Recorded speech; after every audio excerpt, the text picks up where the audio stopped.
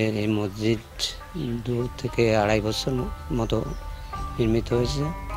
এখানে একজন শিল্পপতি সর্দার জাহিদুল ইসলাম তানার অর্থায়নে এবং স্থানীয় গ্রামবাসীর সহযোগিতায় এটা করা হয়েছে এবং স্থানীয় লোকজন এখানে নামাজ পড়ে তারা সবাই খুশি এবং তারা সবাই আনন্দিত।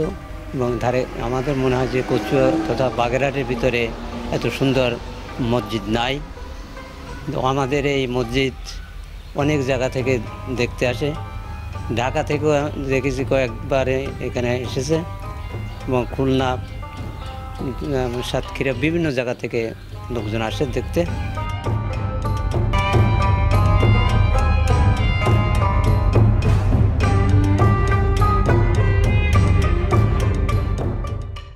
জাহিদ সর্দার বললো কি যে আমাকে 2 ভাইয়েরই দায়িত্ব রাখবা, আমরা তো 2 ভাই বাঁচে আছেন, সব জায়গায় এত টাকা পয়সা দিয়ে আমাদের নিজের মসজিদে একটু এলোমেলো, আগে তো আর এত সুন্দর ছিল না, নোংরা পরিবেশে ছিল, তো মসজিদে আমি একটু করিয়ে দিতে চাই, আপনারও কি মতামত?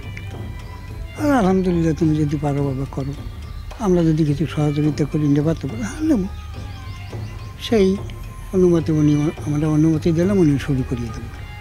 ভালো ভালো জিনিস নিয়ে এই মসজিদটা করা হয়েছে, মার্বেল পাথর, তারপরে বিভিন্ন ধরনের জিনিস, সব উন্নত ধরনের। হ্যাঁ, তারপরে এই রোজায় এখানে অন্তত 1-1.5 সময় ঠিক ইফতারি করবে রোজায়, এবং তাদের খাওয়ার ব্যবস্থা আমরা করি, ইফতারি করা, বুঝছেন? হ্যাঁ, বাইরের থেকে যদি কেউ আসে তাদের সেরকম যত্ন করি আমরা। তারপরে এই পেশাবাড়ি ওই যে ফুলবাগিচা ওই বাড়ি কবরস্থান আছে, আমার মার তারে দাফন করছে এইখানে, এই পাশে একটা কবরস্থান নিজেকে পারিবারিক